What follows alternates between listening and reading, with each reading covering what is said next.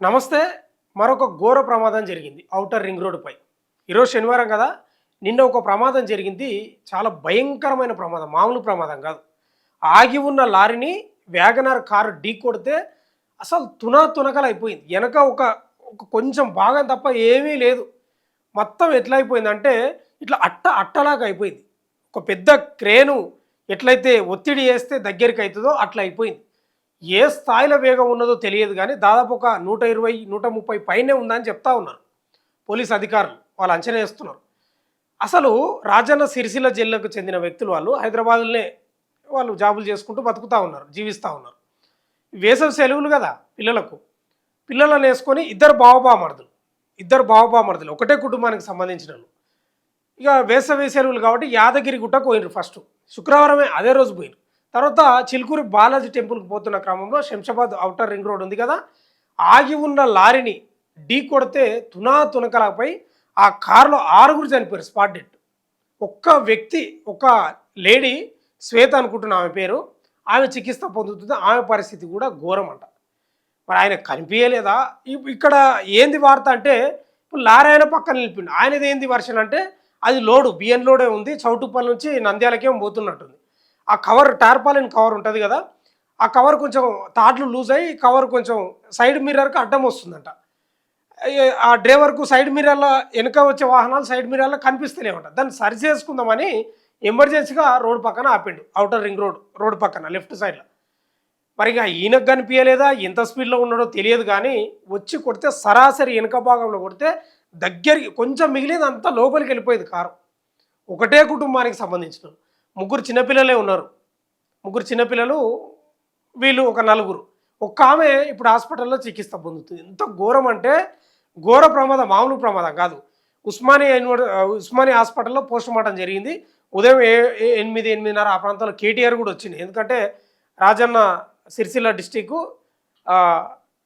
వాళ్ళ కాన్స్టిట్యున్సీ కాబట్టి వచ్చి పరామర్శించినట్టున్నాడు.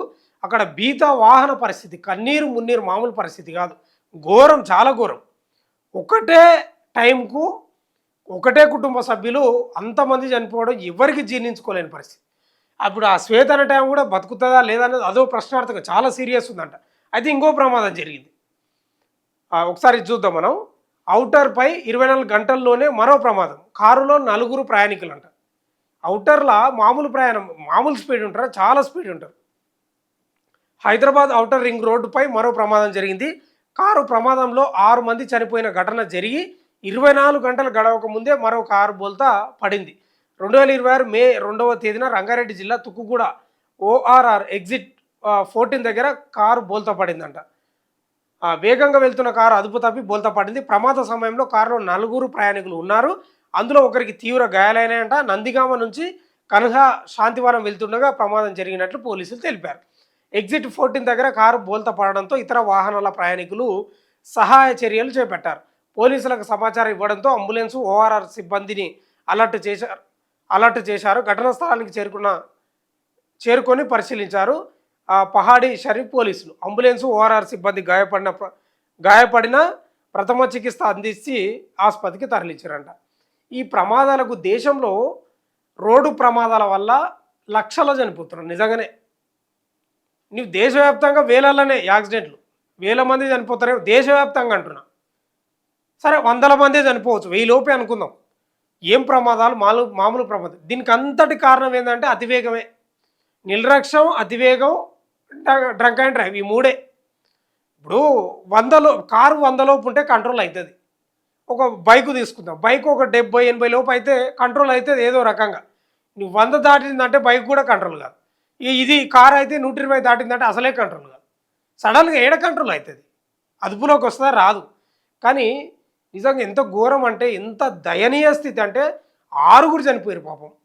ఎంత ఫ్యూచర్ ఉన్న పిల్లలు, వాళ్ళు కూడా హైదరాబాద్లో ఫ్లాట్లు కొనుక్కున్నారంట. ఇక్కడనే వచ్చి జాబులు చేస్తున్నారు. ఎవరో ప్రభుత్వ ఉద్యోగం కూడా ఉన్నారంట దాంట్లో చనిపోయిన వ్యక్తులు. నిన్న అసలు మరీ ఘోరం.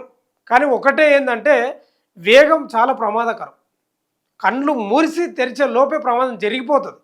మరి ఆడ ఏమన్నా కర్వ్ ఉందా, లేకపోతే అదే టర్నింగ్ ఉందా, ఔటర్ రింగ్ రోడ్ కాడ ఎందుకు ఆయన అంత స్పీడ్లో వచ్చి అసలు ఎందుకు కంట్రోల్ చేసుకోలేకపోయిందో అర్థం కాలేదు.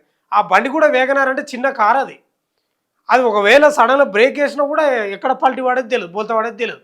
ఒకవేళ తిప్పినా కూడా ఎగిరిపోతుంది. పెద్ద పెద్ద కార్లే ఎగిరిపోతాయి, మంచి బరువు ఉండి వెడల్పున్న కార్లే. ఇక వేగనార్ అంటే మీకు తెలుసు కదా, చాలా చిన్న కారే.